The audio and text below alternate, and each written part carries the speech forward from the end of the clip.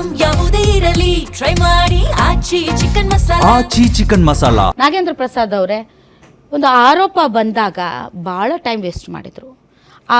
ಅವನ ಹೆಸರೇನು ಮಹಿಪಾಲ್ ಸಿಂಗ್ ಹೇಳೇ ಭಾಳ ವರ್ಷ ಆಯಿತು. ಅವನು ಹೇಳಿದ್ದಕ್ಕೆ ಅವನನ್ನು ಕೆಲಸದಿಂದ ತೆಗೆದು ಹಾಕಿದರು. ಅದಾದಮೇಲೆ ಭಾಳಷ್ಟು ಜನ ಆರೋಪ ಮಾಡಿದರು. ಇದೇ ಅಖಿಲೇಶ್ ಯಾದವ್ ಅವರು ಸಾಲು ಗಂಭೀರ ಆರೋಪ ಮಾಡಿದರು. ಆದರೆ ಅದು ಯಾವುದಕ್ಕೂ ತಲೆ ಕೆಡಿಸ್ಕೊಳ್ಳಲಿಲ್ಲ. ಇವ್ರನ್ನ ಬೆಳೆಯಕ್ಕೆ ಬಿಟ್ಟರು. ಈಗಲೂ ಕೂಡ ದೊಡ್ಡವ್ರನ್ನ ಟಚ್ ಮಾಡ್ತಾ ಇಲ್ಲ.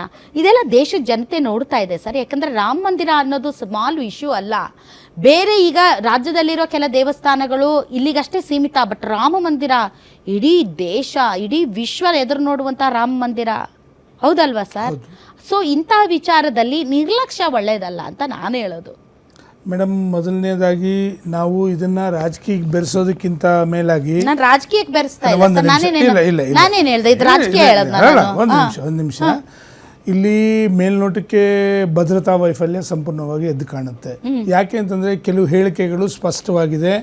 ಯಾವೊಂದು ಹಣ ಎಣಿಕೆ ಅಂತ ಸಂದರ್ಭದಲ್ಲಿ CC ಕ್ಯಾಮ್ರಾಗಳಿಗೆ ಕೆಲವು ಜನ ಅಡ್ಡ ಬಂದು ನಿಂತ್ಕೊಳ್ತಕ್ಕಂಥದ್ದು, ಚಿನ್ನದ ಒಡವೆಗಳಾಗಿರ್ಬೋದು, ಬೆಳ್ಳಿ ಒಡವೆಗಳಾಗಿರ್ಬೋದು, ಅಥವಾ ಹಣ ಆಗಿರ್ಬೋದು, ತಗೊಳ್ಳೋಂಥ ಸಂದರ್ಭದಲ್ಲಿ CC ಕ್ಯಾಮ್ರಾಗಳಿಗೆ ಅಡ್ಡ ಬರ್ತಕ್ಕಂಥದ್ದು, ಅವರು ಹೊರಗಡೆ ಒಳಗಡೆಗೆ ಬರೋವಾಗ ಹೊರಗಡೆ ಹೋಗುವಂಥ ಸಂದರ್ಭದಲ್ಲಿ ತಪಾಸಣೆ ಸರಿಯಾಗಿ ಮಾಡದೇ ಇರತಕ್ಕಂಥದ್ದು, ನೋಟ್ಗಳು ಏನೊಂದು ಒಟ್ಟಾಗಿ ಎಣಿಕೆ ಮಾಡಿ ಬಂಡಲ್ಗಳು ಕಟ್ಟುವಂಥ ಸಂದರ್ಭದಲ್ಲಿ ಹೆಚ್ಚಿನ ನೋಟ್ಗಳನ್ನ ಇಟ್ಬಿಟ್ಟು ಅಲ್ಲಿ ಎಕ್ಸ್ಟ್ರಾ ಬಂಡಲ್ ಕಟ್ಟಿ ಅಲ್ಲಿ ತಲುಪೋ ಅಷ್ಟರಲ್ಲಿ ಬಂಡಲ್ಗಳಿರ್ತಕ್ಕಂಥ ನೋಟ್ಗಳು ತೆಗೆಯುವಂಥದ್ದು, ಬ್ಯಾಂಕಲ್ಲಿ ನೋಟ್ಗಳ 500 ರೂಪಾಯಿ ನೋಟ್ಗಳ ಕಮ್ಮಿ ಬಂದಿರತಕ್ಕಂಥದ್ದು, ಇವೆಲ್ಲ ಕೂಡ ವ್ಯವಸ್ಥಿತವಾಗಿ ಆಂತರಿಕವಾಗಿ ಎಲ್ಲೋ ಭದ್ರತಾ ಲೋಪ ಅಂತಕ್ಕಂಥದ್ದು ಸ್ಪಷ್ಟವಾಗಿ ಕಾಣುತ್ತೆ. 4 kg ಚಿನ್ನದ ಬೆಳ್ಳಿ ಇಟ್ಟಿಗೆಗಳು ಕೊಟ್ಟಿದ್ವಿ ಅಂತಕ್ಕಂಥದ್ದನ್ನು, ಅದರದ ನಮಗೆ ರಿಸಿಪ್ಟ್ಗಳು, ಕೆಲವು ರಿಸಿಪ್ಟ್ಗಳು ನಮಗೆ ಕೊಟ್ಟಿಲ್ಲ ಅಂತಕ್ಕಂಥ ಅನೇಕ ಜನ ಹೇಳಿದ್ದಾರೆ. ನಾವು ಬೆಳ್ಳಿ ಮತ್ತು ಚಿನ್ನ ಹಣ ಕೊಟ್ಟಂಥ ಸಂದರ್ಭದಲ್ಲಿ ನಮಗೆ ರಿಸಿಪ್ಟ್ಗಳು ಕೂಡ ಬಂದಿಲ್ಲ ಅಂತಕ್ಕಂಥದ್ದು ಕೂಡ ಬಂದಿದೆ. ಈಗ ಬೆಳ್ಳಿ 4 kg ಇಟ್ಟಿಗೆಗಳದ್ದು SIT ಅವರು ಹೇಳಿದ್ದಾರೆ, ಇಲ್ಲ ಅದರ ದಾಖಲಾತಿಗಳಿದೆ, ಬೆಳ್ಳಿ ಕೂಡ ಇದೆ ಅಂತಕ್ಕಂಥದ್ದು ಹೇಳಿದ್ದಾರೆ. ಇಲ್ಲಿ ಆಗಿರ್ತಕ್ಕಂಥದ್ದು ಒಂದು ಟೀಮು ವ್ಯವಸ್ಥಿತವಾಗಿ, ಯಾಕೆಂದರೆ ಶ್ರೀರಾಮಚಂದ್ರನಂತ ನಾವು ಮಹಾಪುರುಷನಿಗೇನೆ ತಪ್ಪಿಲ್ಲ, ಇದು ಯಾವುದು ಅನುಮಾನ ಅಂತಕ್ಕಂಥದ್ದು, ಕಾಡ್ಗೋಗಿ ಬಂದರು ಅಂತಕ್ಕಂಥ ನಾವು ಇತಿಹಾಸನೇ ಮಾತು ಕೇಳಿ ಹೆಂಡತಿ ಮೇಲೆ ಡೌಟ್ ಪಟ್ಕೊಂಡ್ರೆ ಇದು ಯಾಕೆಂತಂದರೆ ಅವ್ರಿಗೆ ತಪ್ಪಿದ್ದಲ್ಲ, ಇದು ನಾವೆಷ್ಟು ಸಾಮಾನ್ಯ ಮನುಷ್ಯರು. ಆದರೆ ಒಂದು ಏನಾಗಿದೆ ಅಂತಂದರೆ ಇಲ್ಲಿ ಭದ್ರತಾ ಲೋಪವನ್ನು ಸ್ಪಷ್ಟವಾಗಿ ಎದ್ದು ಕಾಣಬಹುದು. ಒಂದು ಟೀಮು ವ್ಯವಸ್ಥಿತವಾಗಿ ಕಣ್ಮರೆ ಮಾಡಿ, ನಾಗೇಂದ್ರ ಪ್ರಸಾದ್ ಅವರು ಇದೇಳಿ ಬಂಡಲ್ ಕಟ್ಟೋರು, ನೋಟ್ ಎಣ್ಸೋರು, ಮತ್ತೆ ಬ್ಯಾಂಕಿಗೆ ತಗೊಂಡೋಗೋರು, ಬ್ಯಾಂಕಿಗೆ ಜಮಾ ಮಾಡೋರು, ಇಂಥವ್ರನ್ನ ಅರೆಸ್ಟ್ ಮಾಡಿದ್ದಾರೆ. ಡ್ರೈವರ್ಗಳು, ಇವ್ರನ್ನ ಅವ್ರಿಗೆ ಅಷ್ಟೊಂದು ಶಕ್ತಿ ಬರುತ್ತಾ ಸರ್ ಇಂಥದ್ದೆಲ್ಲ ಮಾಡೋದು? ಇಲ್ಲ ನೋಡಿ, 10ರಿಂದ 20 ಸಾವಿರ ಸಂಬಳ ತಗೊಳ್ತಕ್ಕಂಥವ್ರು ಆ ಭಾಗದಲ್ಲಿ ಹೆಚ್ಚು ಕಮ್ಮಿ 1.5 ಕೋಟಿ ಆಸ್ತಿಗಳು ಮಾಡಿರ್ತಕ್ಕಂಥದ್ದು, ಐಷಾರಾಮಿ ಕಾರ್ಗಳಲ್ಲಿ ತಿರುಗಾಡ್ತಕ್ಕಂಥದ್ದು, ಭೂಮಿ ಖರೀದಿ ಮಾಡಿರ್ತಕ್ಕಂಥದ್ದು, ಆಮೇಲೆ ಅಪಾರ್ಟ್ಮೆಂಟ್ಗಳು, ಬಿಲ್ಡಿಂಗ್ಗಳು ಕಟ್ಟಿರ್ತಕ್ಕಂಥದ್ದು ಕೂಡ ಕಣ್ಮುಂದೆ ಕಂಡಿದೆ ಅಂತಕ್ಕಂಥದ್ದನ್ನು ನಾನು ವಿಷಯ ಕಲೆಕ್ಟ್ ಮಾಡಿದ್ದೀನಿ. ಸೊ ಇವರಿಗೆ ಈ ಮಟ್ಟಕ್ಕೆ ಇರ್ತಕ್ಕಂಥವ್ರಿಗೆ ಇವೆಲ್ಲ ಬರಬೇಕು ಅಂತಂದರೆ ಎಲ್ಲ ಒಂದು ರೀತಿ ಇದರಲ್ಲಿ ಒಂದು ಸ್ವಲ್ಪ ಏನಾದರೂ ನಡೆದಿದೆ ಅಂತಕ್ಕಂಥದ್ದನ್ನು ಸ್ಪಷ್ಟವಾಗಿ ಎದ್ದು ಕಾಣುತ್ತೆ. ಬಟ್ ಆದರೆ SIT ಅವರು ಇವತ್ತು ಏನು ಇಮಿಡಿಯೇಟಾಗಿ ರಾಜ್ಯ ಸರ್ಕಾರ ಎಚ್ಚೆತ್ಕೊಂಡು ಇದ್ರ ಬಗ್ಗೆ ತನಿಖೆ ಮಾಡ್ತಾ ಇದೆ. ಎಚ್ಚೆತ್ಕೊಂಡು ಅಂದ್ರಲ್ಲ, ಕರೆಕ್ಟ್. ಈಗ ನೋಡಿ, ಈಗ ಬಿಡದಿ ಹೋರಾಟದಲ್ಲಿ ಕುಮಾರಸ್ವಾಮಿ ಅವರು ಇಂಟರ್ಫಿಯರ್ ಆಗಿದ್ದಾರೆ. ನಾನು ರೈತರ ಪರ ಹೋರಾಟ ಮಾಡ್ತಾ ಇದ್ದೀನಿ ಅಂತ.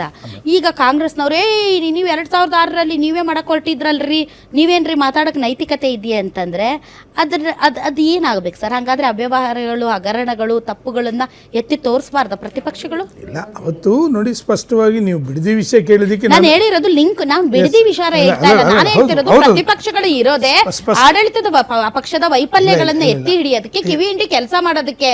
ನೀವು ನಿರ್ಲಕ್ಷ್ಯ ಮಾಡಿದಾಗ, ತಡ ಮಾಡಿದಾಗ, ಇಲ್ಲಿ ನೋಡಿ ಇದಾಗ್ತಾ ಇದೆ ಅಂತ ಹೇಳಿದಾಗ ನೀವು ಅದನ್ನ ಕೇಳದೆ ಅದಕ್ಕೊಂದು ಧರ್ಮದ ಟಚ್ ಕೊಡೋದು, ಅದಕ್ಕೊಂದು ಭ್ರಷ್ಟಾಚಾರದ ಟಚ್ ಕೊಡೋದು, ಅದಕ್ಕೆ ಇನ್ನೊಂದು ಯಾವುದು ಸನಾತನಿ ಅಲ್ಲ ನೀನು ಅಂತ ಹೇಳೋದು, ಈ ಥರದ ಒಂದು ಏನು ಟ್ರೆಂಡ್ ಇದೆ, ಅದ್ರ ಬಗ್ಗೆ ನಾನು ಕೇಳ್ತಾ ಇದ್ದೀನಿ ಸರ್. ಇನ್ನೊಂದಿಗೆ ಅದಕ್ಕೆ ಒಂದು ನಿಮಿಷ ನಿಮ್ಮನ್ನು ರಿಕ್ವೆಸ್ಟ್ ಮಾಡ್ತೀನಿ, ಒಂದು ಅವಕಾಶ ಕೊಡಿ.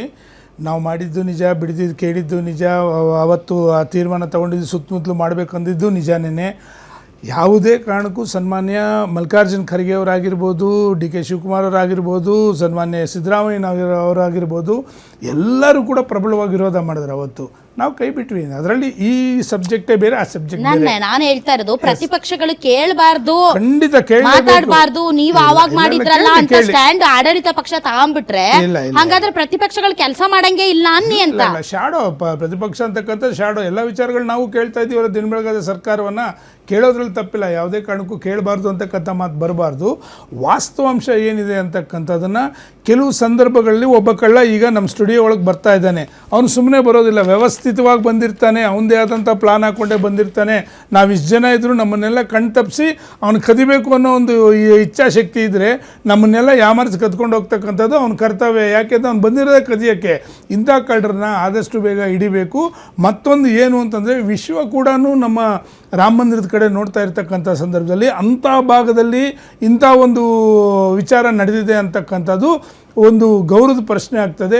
ಆದಷ್ಟು ಬೇಗ ಇದು ದೊಡ್ಡ ಮಟ್ಟದಲ್ಲಿ ತನಿಖೆ ಆಗಬೇಕು. ಯಾರು ತಪ್ಪಿತಸ್ಥರಿದ್ದಾರೋ ಅವ್ರನ್ನ ಹಿಡಿದು ಅವ್ರಿಗೆ ಯಾವ ರೀತಿ ಶಿಕ್ಷೆ ಕೊಡಬೇಕು ಅಂತಕ್ಕಂಥದ್ದು ಮಾಡಲೇಬೇಕು ಅಂತಕ್ಕಂಥ ನಮ್ಮ ಆಗ್ರಹ. ದರ್ಶನ್ ಮೇಡಮ್, ದೇಶದಲ್ಲಿ ವೋಟ್ ಚೋರಿ, ನೋಟ್ ಚೋರಿ, ನೀಟ್ ಚೋರಿಯಾಗಿ ಈಗ VHP, RSS, BJP ಅವರು, ಯಾಕೆಂದ್ರೆ ಅವರು ಇಂಡಿಪೆಂಡೆಂಟ್ ಬಾಡಿ ಅಂತ ಹೇಳ್ತಾ ಇದ್ದಾರೆ, ಎಲ್ಲರೂ ಸೇರ್ಕೊಂಡು ರಾಮನ್ ಹುಂಡಿನೇ ಚೋರಿ ಮಾಡಿದ್ದಾರೆ. ಇಲ್ಲ, ಹೆಂಗೆ ಹೇಳಿ RSS ಅವ್ರು ಎಲ್ಲಿ ಚೋರಿ ಮಾಡಿ? ಇಟ್ ಈಸ್ ಮೇಡಮ್, ಒಂದು ನಿಮಿಷ ಹೇಳಿ. RSS ಮೇಡಮ್, ನಾನು ಅದನ್ನೇ ಕೇಳ್ತಾ ಇದ್ದೀನಿ. RSS ನ ಯಾರಿದ್ದಾರೆ ಹೇಳಿ ಮೇಡಮ್, ಒಂದು ನಿಮಿಷ ನಾ ಹೇಳ್ತೀನಿ. ದರ್ಶನ್ ಹೇಳಿ. ರಾಮ ಮಂದಿರದ ವಿಚಾರವಾಗಿ ಎಲ್ಲದಕ್ಕೂ ರಾಮ ಮೇಡಮ್, ನಾನು ಅದನ್ನೇ ಕೇಳ್ತಾ ಇದ್ದೀನಿ.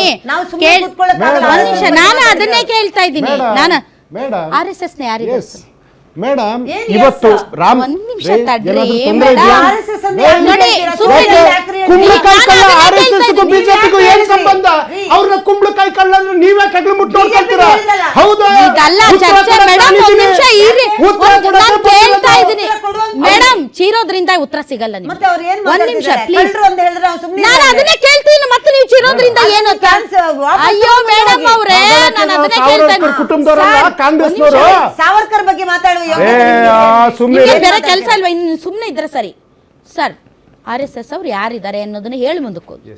ಮೇಡಮ್, ರಾಮನ ಹೆಸರಲ್ಲಿ ಹಳ್ಳಿಗಳಲ್ಲಿ ಗಲ್ಲಿಗಳಿಗೆ ರಾಮದ ರಸ.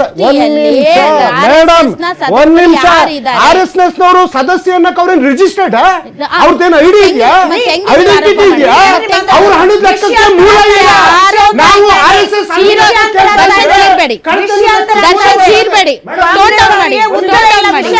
ಟೋನ್ ಡೌನ್ ಮಾಡಿ ಮೇಡಮ್, ಟೋನ್ ಡೌನ್ ಮಾಡಿ. ನಾವು ಚೀರ್ತೀವಿ. ನಾನು ಚೀರಿದ್ನ ನಿಮ್ಮ ಮೇಲೆ? ನೀವ್ ಯಾಕೆ ಚೀರ್ತಿದ್ದೀರಿ?